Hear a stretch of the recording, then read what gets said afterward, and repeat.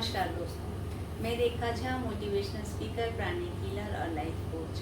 आज कहानी की श्रृंखला में एक छोटी सी कहानी आप लोगों को सुनाने आई हूँ। दोस्तों, ये कहानी है एक गांव की, जिसमें सभी लोग बहुत प्यार मोहब्बत से रहते थे। उनमें आपस में कोई झगड़े नहीं होते थे। देवता वहाँ प्रसन्नता के साथ निवास करते थे।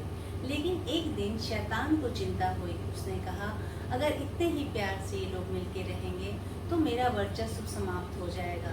बस फिर क्या था, शैतान ने अपनी ताकत को दिखाते हुए एक जमींदार के गधे को एक किसान के खेत में खुला छोड़ दिया। किसान की बीवी ने जब उस गधे को अपने खेत में विचरते हुए देखा तो गुस्से में किसान की बीवी ने उस गधे को मार दिया।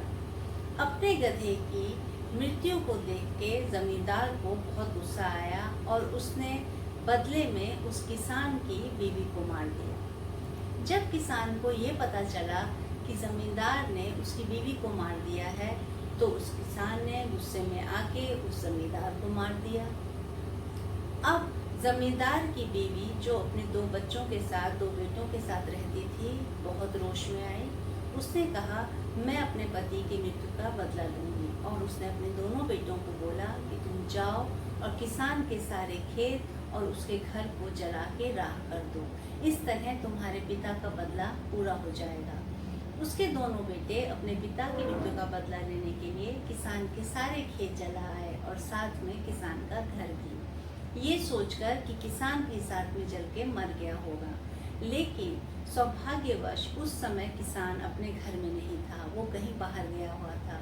जब किसान वापस आया और उसने अपने खेत को जले हुए देखे, अपने घर को जला हुआ देखा, तो उसके गुस्से का ठिकाना ना रहा। वो दोबारा जमींदार के घर गया और उसने जमींदार की बीवी और उसके दोनों बेटों को मार दिया। इन तीनों की हत्या करने के बाद किसान को जैसे होश आया। वो बहुत दुखी हुआ, बहुत उदास हुआ। वो ये सब करना नहीं चाहता था, लेकिन गुस्से के क्षण में वो पागल हो गया था। उसे अपने ऊपर कोई कंट्रोल नहीं रहा। दुखी होके भारी मन से वो गांव के एक साधु के पास गया। उन्हें उसने सारी व्यथा सुनाई। साधु को उसके ऊपर बहुत तरस आया। साधु ने कहा, तुम चिंता मत करो, तुम पश्चाताप कर रहे हो, ये तुम्हारी गलती का एहसास है, लेकिन ये तुम्हारी गलती नहीं, ये सारी गलती उस शैतान की है, जिस शैतान ने उस गधे को खुला छोड़ा था तुम्हारे खेत में। साधु ने अपनी सारी ताकत लगा के, अपनी पूजा, अपनी शक्ति को सामने लाके उस शैतान को अपने सामने पेश किया। शैतान सामने आया और उसने कहा, मेरी इसमें कोई गलती नहीं, मैंने तो सिर्फ गधे को खुला छोड़ा था, बाकी सारा तो इनका किया धरा है। किसान और जमींदार ने आपस में एक दूसरे के ऊपर गुस्से का कंट्रोल नहीं किया और ये सारा काम किया। देखा आपने, सिर्फ एक गधे को छोड़ने की वजह से कितनी जानें गईं। किसान की बीवी, जमींदार की बीवी और उसके दोनों बेटे। दोस्तों, ये हमारी नॉर्मल लाइफ में हमारे साथ होता है। शैतान हमारे बीच में कई बार सिर्फ गधा छोड़ देता है और हम अपने गुस्से पे कंट्रोल नहीं करते और एक्शन और रिएक्शन के साथ अपनी लाइफ को स्पॉइल कर लेते हैं।